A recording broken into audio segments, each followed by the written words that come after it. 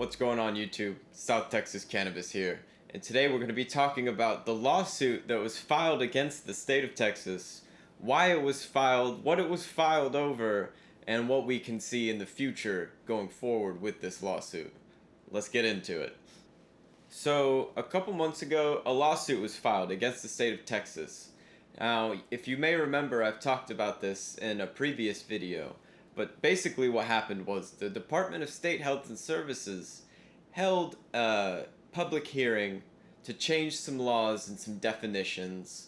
And they did some shady things when they announced the hearing.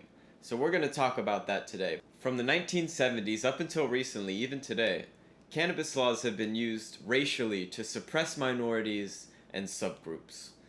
And these laws have had a significant impact on our culture and on our country for the last 50 years. However, as cannabis becomes legalized and regulated in different states, people begin to look at these laws and question their original intentions.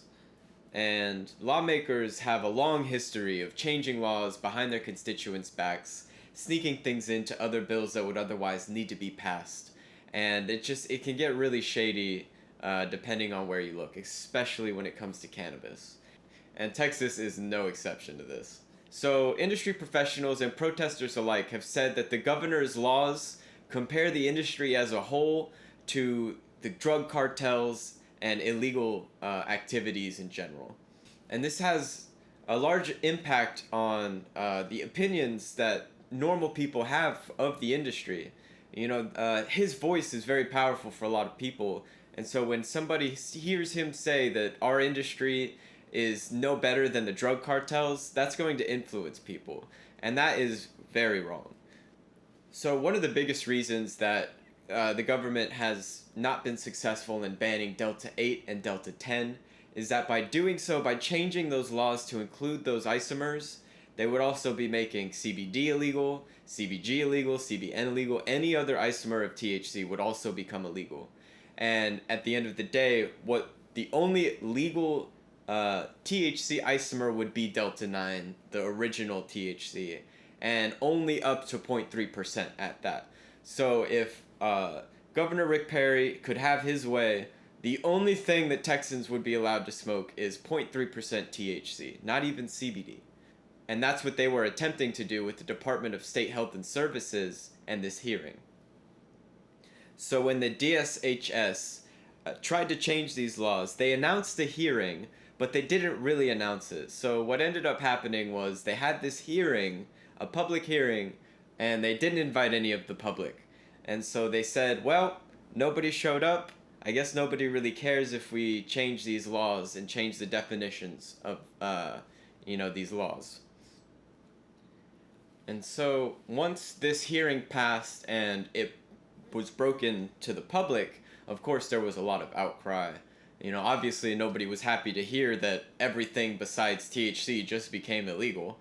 And so a team of lawmakers, politicians, and lawyers all got together and filed a lawsuit against the state. And so effectively what's happened is by filing this lawsuit, the whole thing's gone under review, and it's kind of nullified anything that they attempted to do at the beginning until this lawsuit is finished and determined one way or the other. So that's actually good news for us. So what that means is up until right now, the lawsuit is predicted to conclude somewhere around June of 2023. That's the current projections. And so until then, all laws, everything is legal. You know, everything is going to stay the way it is. They can't go back and change anything now because everything is under review due to this lawsuit. And so that's really good for us. That means that smoke shops will continue to sell all the isomers of THC and CBD, all the new ones, you know, HHC, HCO, all of them. There's so many of them now, I couldn't even list them all. So that's really good news. You know, we get to stay up until at least the next year. We get to smoke our vape pens, we get to eat our gummies, and we don't have to worry about, you know, the thing in our pantry becoming illegal next month. So, of course, I'm going to keep everybody updated on that as information becomes available. And I just want to thank every single one of you guys. To any of my new subscribers here from the Dallas CVD and Delta 8 Expo, hello. Welcome to the channel. I hope you guys enjoy my content. I make videos monthly, sometimes more, sometimes less, but I always make them. Thank you guys for watching, and I'll see y'all next time.